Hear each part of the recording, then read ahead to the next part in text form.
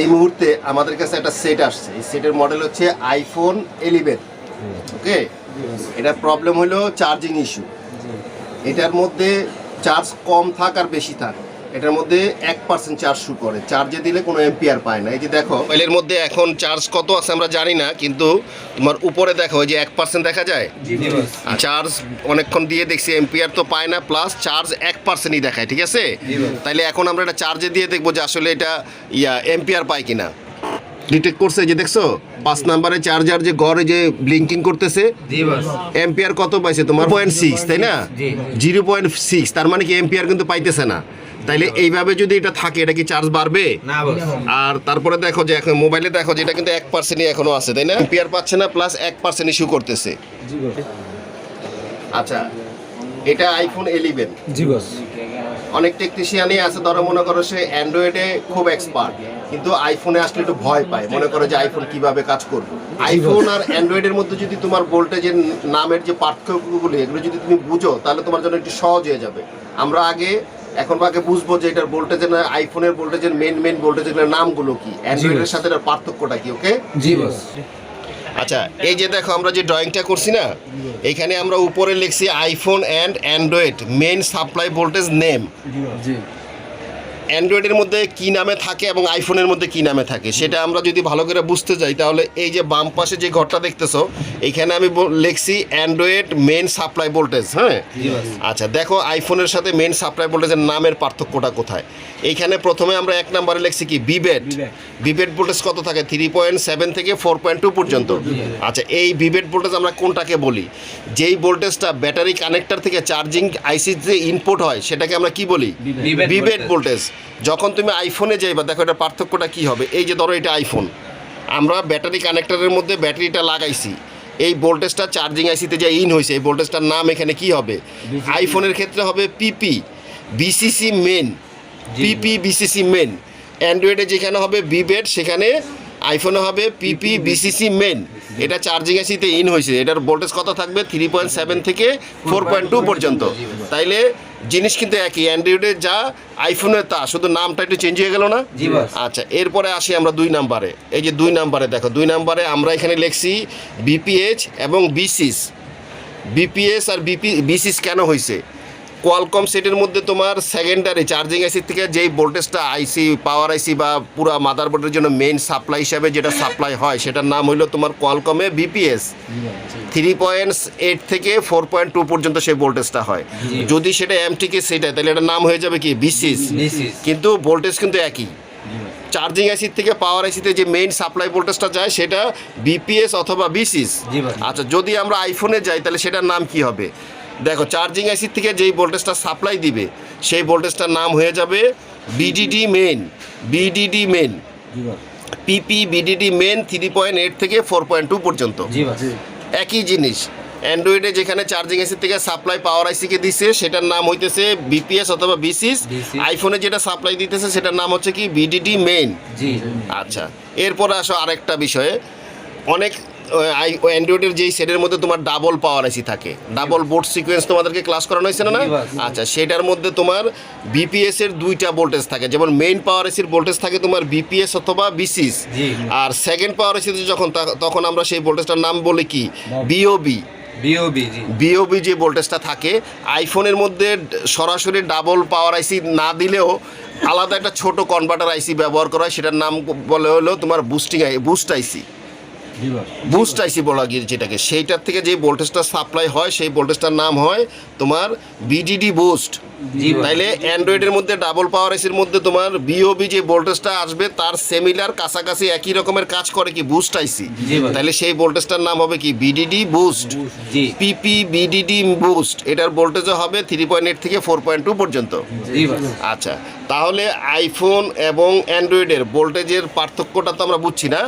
এখানে পার্থক্য কিছুই না, তোমার কাজ করার প্রসেসিং একই রকম, শুধু পার্থক্য হলো নামে পার্থক্য, নামটা ডিফারেন্ট হয়েছে, কাজ কিন্তু একই। তাইলে যে আইফোনের অ্যান্ড্রয়েডের কাজ করে সে কিন্তু আইফোনের কাজ করতে পারবে, কিন্তু শুধু সাধারণ জিনিসটা তাকে একটু মাথায় নিতে হবে, বুঝতে হবে। ওকে, আচ্ছা, এই যে মনিটরের দিকে তোমরা লক্ষ্য করো, এইখানে আমরা 11-এর মাদারবোর্ডটা নিছি, বুঝছো? এই মাদারবোর্ডটায় যে এখানে কি লেখা আছে দেখো, আইফোন 11 কম্প নেম অর্থাৎ কম্পোনেন্ট নেম, ঠিক আছে? এইটাকে আমরা বুট বিও বলি। আচ্ছা, এইখানে আসার পরে দেখো এইখানে এই যে বুট ব্যাটারি কানেক্টরটা দেখতেছো? এই যে লেখা আছে ব্যাটারি, এই কানেক্টরের মধ্যে দেখো 4টা কানেক্টর পিন আছে, তাই না? অ্যান্ড্রয়েডের মধ্যেও কিন্তু এরকম 4টা থাকে, তাহলে আইফোন আর অ্যান্ড্রয়েডের মধ্যে খুব একটা ব্যবধান হবে না। এই যে দেখো এখানে একটা হলো গ্রাউন্ড, একটা হলো পজিটিভ, তাইলে আর 2টা পিন থাকে। তাইলে অ্যান্ড্রয়েডের মধ্যে তোমার ওই যে থার্মিস্টার এবং আইডি পিন শুনছো না, বলছি না তোমাদের? ঠিক আইফোনের মধ্যে 2টা পিন থাকবে, থার্মিস্টার এবং আইডির। আচ্ছা, পার্থক্য হইলো আইফোনের মধ্যে তোমার 11-এর মধ্যে তোমার আইটিসির মাধ্যমে আইডি এবং থার্মিস্টারের লাইন আসছে, অর্থাৎ সিপিইউ থেকে এই 2টাকে কন্ট্রোল করা হয়, ঠিক আছে? তাইলে সিপিইউর থেকে যদি কন্ট্রোল করা হয়, একটা দিয়ে টেম্পারেচার কন্ট্রোল করা হবে, আর একটা দিয়ে পার্সেন্টেজ শো করবে। তাইলে আমাদের যে সেটটা, সেই সেটটাতে সমস্যাটা কি?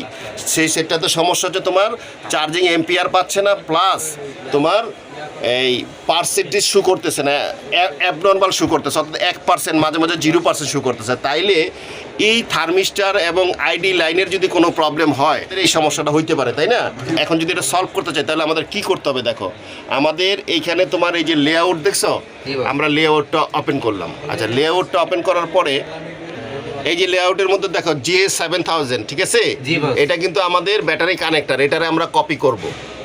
এটারে কপি করলাম। এখন আমরা এইখানে ধরো এই যে এইখানে কোথাও স্কিমেটিকে আসবো, এই যে স্কিমেটিক দেখছো, এই যে স্কিমেটিকে আমরা আসলাম। স্কিমেটিকে আসার পরে আমরা এটা এখানে কপি করলাম, পেস্ট করলাম। এই যে এখন আমরা একটা সার্চ দিলাম, এই যে দেখো সার্চ দেওয়ার পরে আমাদের এই যে কী লেখা আসছে এখানে, ব্যাটারি কানেক্টর। আচ্ছা, এখন এই ব্যাটারি কানেক্টরের কনফিগারেশনটা আমাদের ভালোভাবে বুঝতে হবে, ঠিক আছে? আচ্ছা, প্রথমে আমরা 1 নাম্বারটা দেখবো। হ্যাঁ, এই যেটা 1 নাম্বার দেখছো, দেখা যায়? আচ্ছা, এই 1 নাম্বার লাইনটা দেখো কোথায় আসছে, এখানে কি বলছে? ওই যে আমি তোমাদেরকে বলছিলাম না যে ব্যাটারির সাথে যেই লাইনটা, তো সেই লাইনটার নাম পিপি, বিবেট বিসিসি। এটা হলো বিসিসি মেইন, ব্যাটারির থেকে যে ভোল্টেজ চার্জিংয়ে গেছে। আচ্ছা, এটা দেখো 2টা ভাগে ভাগ হয়েছে। এখানে ব্যাটারিতে আইসা এখানে একটা আছে মেইন তোমার চার্জিং এসিতে চলে গেছে। এই যে এখানে পিপি ব্যাট বিবেট তোমার বিসিসি ইয়ানজিতে এটা হলো চার্জিং আইসি, ঠিক আছে? এটা বুঝাইছে যে এটা চার্জিং আইসিতে ইন হয়েছে। এইখানে দেখো আরও একটা লাইনের দিক দিয়ে বাইপাস হয়েছে, সেই লাইনটা দেখো তো কি লেখছে, analog PMU BDD main sense, অর্থাৎ এখানে বুঝাইছে তোমার এটা হলো অ্যানালগ সিগন্যাল। পিএমইউ মানে কি তোমার পাওয়ার ম্যানেজমেন্ট ইউনিট, ওকে? আর বিডিডি মানে কি voltage for drain to drain. আর মেন তো মানে মেন, সেন্স মানে কি সেন্স করা, মানে এটা এইখানে এই লাইনটাকে এই লাইনেও গেছে, সেন্সিং এখানের সাথে একটা কানেকশন আছে। তাইলে এই লাইনে যদি প্রবলেম হয় তাহলে কি সমস্যা হবে? এই লাইনে প্রবলেম হইলে তোমাদের তো অ্যান্ড্রয়েডে যেমন আমরা ক্লাস করাইছি না, বিবেট লাইনের যদি কোনো লাইন মিসিং থাকে সেটা ওপেন হবে না। আচ্ছা, সেন্সিং লাইনের যদি কোনোটা প্রবলেম হয় তাহলে কি হবে? সেটা ওপেন হয়ে বন্ধ হয়ে যাবে, ব্যাটারি দিয়ে সেটা ওপেন হবে না, বন্ধ হয়ে যাবে, এই জাতীয় প্রবলেম করবে না? কিন্তু আমাদের সেটটা তো ওপেন হইতেছে, তাই না? আচ্ছা, তাহলে আমাদের সেট যদি ওপেন হয় তাহলে এই লাইনে কোনো প্রবলেম আছে? আচ্ছা, নাই। তাহলে ধরো আমরা আসবো এই 2 নাম্বার লাইনে। আচ্ছা, 2 নাম্বার লাইন দেখো এখানে কি আছে, 2 নাম্বার লাইন এদিক দিয়ে ঘুরে আইসা এই যে দেখো এদিক দিয়ে আসছে, এখানে আসছে না? আচ্ছা, এইখানে দেখো এই যে I2C2, I2C2 মানে I2C তোমার সিপিইউ লাইন না, এটা হলো প্রোটোকল। আইটিসির মিনিংস তো তোমাদেরকে আগে বলছি না, আইটিসির মিনিংস হলো ইন্টার ইন্টিগ্রেটেড সার্কিট। আচ্ছা, এই আইটিসি সবসময় সিপিইউ থেকে আসবে। এই যে পাশে আবার এই যে দেখো এখানে লেখছে এসএমসি, এসএমসিতে তোমার কি বোঝাইছে? সিস্টেম, এমতে ম্যানেজমেন্ট, সিতে কন্ট্রোলার। তাহলে এই আইটিসির মাধ্যমে তোমার সিস্টেম ম্যানেজমেন্ট কন্ট্রোলার করতেছে এইটাকে, ঠিক আছে? তাহলে এই লাইনটা তোমার আসছে হইলো তোমার এই যে দেখো এটা হচ্ছে এসডিএ, অর্থাৎ তাহলে আইটিসি এটা কি ডাটা, আইটিসি ডাটা। আচ্ছা, এরপরে দেখো তোমার এখানে আরেকটা লাইন আসছে 3 নাম্বার। দেখো 3 নাম্বার কি আছে? এই যে I2C2 দেখছো, এই যে এসএমসি লেখা আছে না? আচ্ছা, এইটা দেখো এখানে কি CSCL, তার মানে SCL মানে কি ক্লক। তাইলে এই ব্যাটারি কানেক্টরের মধ্যে আইফোনের মধ্যে পার্থক্যটা কোথায় দেখছো? একটা হলো যে তোমার অ্যান্ড্রয়েডের মধ্যে চার্জিং আইসি অথবা পাওয়ার আইসির মধ্যে তোমার আইডি বা থার্মিস্টারের লাইন থাকে, কিন্তু আইফোনের মধ্যে সেটা সরাসরি সিপিওর মধ্যে দিয়ে দিছে। এখন এই সিপিওর যদি কোনো লাইন মিসিং থাকে তাহলে কিন্তু আমাদের এখানে সেট তোমার পার্সেন্ট ইস্যু করবে না অথবা চার্জ ঠিক মতো নিবে না, অ্যাবনর্মাল হয়ে যাবে না। তাইলে এই সেটাতে মনে করো এইটা আর গ্রাউন্ড তো অবশ্যই, এই যে এইটা হলো 4 নাম্বারটা হলো গ্রাউন্ড যদি ঠিক না থাকতো তাহলে তো সেট ওপেন হইতো না। তাইলে এখন আমাদের চেক করার বাকি কি আছে, যেহেতু পজিটিভের দিয়ে সেট ওপেন হইতেছে তাহলে পজিটিভ এবং গ্রাউন্ড ঠিক আছে। তাইলে আমাদের এখন কি দেখতে হবে, তোমার আইডি এবং থার্মিস্টারের যে লাইন যে এই যে তোমার এসসিএল ক্লক এবং এসডিএ সিরিয়াল ডাটা, এই দুইটা লাইনে যদি কোনো প্রবলেম থাকে তাহলে আমাদের এটা সমস্যা হইতে পারে, তাই না? এখন আমাদের এইটা দেখতে হবে যে এই লাইনে এখন আমরা কিভাবে চেক করব। এই লাইনে আমরা কি চেক করব, দেখো এই লাইনে চেক করতে হবে কি আমাদের যে এই যে সিরিয়াল ক্লক এবং সিরিয়াল ডাটা, তাহলে এই দুইটা লাইনের আমাদের কি নিতে হবে, জিআর ভ্যালু নিতে হবে না? যদি জিআর ভ্যালুতে কোনো প্রবলেম থাকে তাহলে আমাদের তো ওই জিআর ভ্যালু আগে ঠিক করতে হবে। আচ্ছা, আরেকটা জিনিস তোমাদেরকে আমি বলে রাখি, এই I2C যেখানে ব্যবহার হবে সেখানে কিন্তু তোমার 1.8 পুল আপ ভোল্টেজ দেওয়া হয়। I2C লাইনে, সেটা অ্যান্ড্রয়েডে হোক অথবা আইফোনে হোক, I2C লাইনের মধ্যে তোমার 1.8 পুল আপ লাইন দেওয়া থাকবে। যদি সেই ভোল্টেজ যদি না থাকে তাও কিন্তু তোমার এখানে এই কি বলে এই সমস্যা দেখা দিবে। তাইলে এখন আমাদের জিআর ভ্যালু দেখতে হবে, প্লাস এই দুই পিনের মধ্যে 1.8 ভোল্টেজ চেক করতে হবে, ঠিক আছে? আচ্ছা, তাহলে যেহেতু আমাদের ব্যাটারি কানেক্টর মাপতে হবে, তাই না? তাইলে আমরা ধরো এলসিডিটারে রিমুভ করে নিলাম, ওকে? আচ্ছা, পাশাপাশি আমরা ধরো ব্যাটারিটাকে আমরা রিমুভ করে নিলাম, হ্যাঁ? আচ্ছা, এখন দেখো, এখন আমাদের এই যে তোমার এটা হলো আমাদের ব্যাটারি কানেক্টর, তাই না? আচ্ছা, এইখানে আমরা কিন্তু অলরেডি 4টা কানেক্টরের কনফিগারেশন আমরা জেনে ফেলছি কোনটার কি কাজ, হ্যাঁ? একটা হলো গ্রাউন্ড, সেটা ঠিক আছে। একটা হলো পজিটিভ, কারণ যেহেতু সেট ওপেন হচ্ছে তার মানে প্লাস মাইনাস ঠিক আছে। আচ্ছা, এখন আমাদের বাকি আছে হইলো তোমার থার্মিস্টার এবং এই আইডি। আর আইফোনের ক্ষেত্রে মনে করো থার্মিস্টার এবং আইডি লাইনের সাথে মনে করো দুইটার সাথেই মনে করো পার্সেন্টেজের সম্পর্ক আছে, কারণ ডাটা এবং ক্লক কোনো একটা মিসিং থাকলে কিন্তু কাজ করবে না, তাই না? তার মানে যে কোনো একটা মিসিং থাকলে কিন্তু হবে না, আমাদের কিন্তু দুইটাকেই সমানভাবে গুরুত্ব দিতে হবে, ওকে? তাইলে এখন আমরা কি মাপবো, আমরা আগে দেখবো যে এটা জিআর ভ্যালু আছে কিনা, তাই না? আচ্ছা, এই যে দেখো মনিটরে আমাদের এইখানে আমরা বিট ম্যাপের মধ্যে যেটা দেখতে পারতেছি, এই যে এইটা পিন নাম্বার কত, 2 নাম্বার। 2 নাম্বারের মধ্যে তোমার I2C-তে তোমার এখানে কি লাইন আছে, এসডিএ মানে কি সিরিয়াল ডাটা, তাই না? এখন আমাদের সিরিয়াল ডাটার তোমার দেখতে হবে না জিআর ভ্যালু কত আছে, কত আসছে 360। তাহলে 360 যদি জিআর ভ্যালু আসে তাহলে আমাদের এসডিএ লাইন ঠিক আছে, তাই না? আচ্ছা, এইটা হলো 3 নাম্বার পিন, তাই না? আচ্ছা, 3 নাম্বার পিনের মধ্যে দেখো এখানে লেখা আছে কি এসসিএল, তার মানে কি এটা সিরিয়াল ক্লক। আচ্ছা, সিরিয়াল ক্লকের মধ্যে তোমার এইখানে আমাদের দেখতে হবে যে কত আছে, তাই না? আচ্ছা, এখন যদি আমরা সিরিয়াল ক্লক দেখি, এই যে দেখো কত আছে 361। আচ্ছা, তাহলে কি আমাদের জিআর ভ্যালু ঠিক আছে? তাইলে আমাদের তোমার প্লাস মাইনাস আমরা আগেই দেখছি ঠিক আছে, তারপরে তোমার সিরিয়াল ক্লক এবং সিরিয়াল ডাটা দুইটার জিআর ভ্যালু ঠিক আছে, তাই না? আচ্ছা, এখন আমাদের আরও রিকোয়ারমেন্ট দেখতে হবে, কারণ যেহেতু এটা তোমার এই I2C লাইনের মধ্যে পুল আপ ভোল্টেজ 1.8 করে থাকা দরকার, সেই ভোল্টেজটা কি এখানে আইফোনে ব্যবহার করছে কিনা সেটাও আমাদের শিওর হইতে হবে না? তাহলে আমরা আবার স্কিমেটিকটা ওপেন করব। আচ্ছা, এই যে আমাদের এটা স্কিমেটিক, তাই না? আচ্ছা, ধরো আমরা স্কিমেটিকটা ওপেন করলাম, তাইলে এখন আমরা যদি এখানে আসি, এই যে আমাদের এটা কত নাম্বার পিন বলছে, 2 নাম্বার পিন। 2 নাম্বার পিনের মধ্যে আমাদের কি আছে, এসডিএ না? আচ্ছা, এই লাইনটার মধ্যে এখানে ভোল্টেজ আছে কিনা এখানে কিন্তু বলে নাই, তাই না? কিন্তু আমাদের তো কনফার্ম হইতে হবে যে এখানে ভোল্টেজ থাকবে কিনা, তাই না? আচ্ছা, তাইলে এই যে দেখো এখানে যে লাইনটা আছে না, এই যে এখানে লেখা আছে I2C মানে ইন্টার ইন্টিগ্রেটেড সার্কিট, আর হলো তোমার এসএমসির মানে হলো সিস্টেম ম্যানেজমেন্ট কন্ট্রোলার, আর এসডিএতে মানে সিরিয়াল ডাটা। তাহলে টোটাল এই কোডিংটা তোমরা বুঝতে পারছো তো? কারণ এই ডায়াগ্রামের যদি তোমরা কোডিং না বোঝো তাইলে কিন্তু তোমরা সহজ, তোমাদের কাছে একটু কঠিন মনে হবে। ডায়াগ্রামের কোডিংটা যে বুঝতে পারবে তার কাছে ডায়াগ্রামটা অনেক ইজি হয়ে যাবে। কোডিংই তুমি বুঝে ফেলবে যে এটা কিসের কাজ করে, তাই না?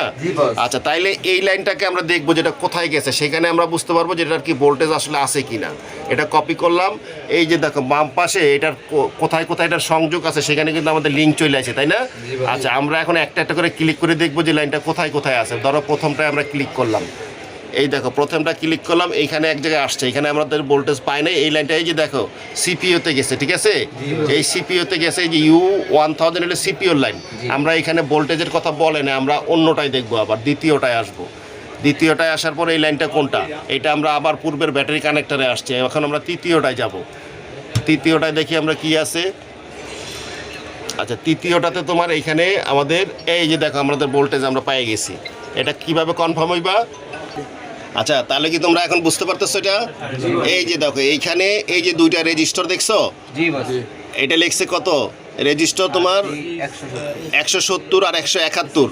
এইখানে তোমার এই যে রেজিস্টারের মান দিছে 2.2K, অর্থাৎ 2.2K দিয়ে দুইটা রেজিস্টার দিয়ে এই যে তোমার এখানে দেখা আছে এসএমসি ক্লক, এসএমসি ডাটা, আর এই যে দেখো ভোল্টেজটা এখানে কত আছে, এই যে পিপি 1.8 S2 অর্থাৎ এটা পাওয়ার আইসি থেকে আসছে, তাই না?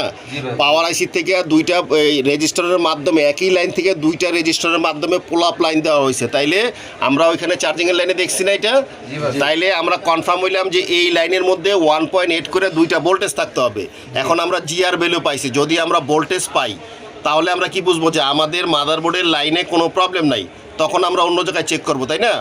আচ্ছা, তাইলে এখন আমাদের কি করতে হবে, আমাদের এই যে ক্লক এবং ডাটার মধ্যে আমাদের ভোল্টেজ চেক করতে হবে না?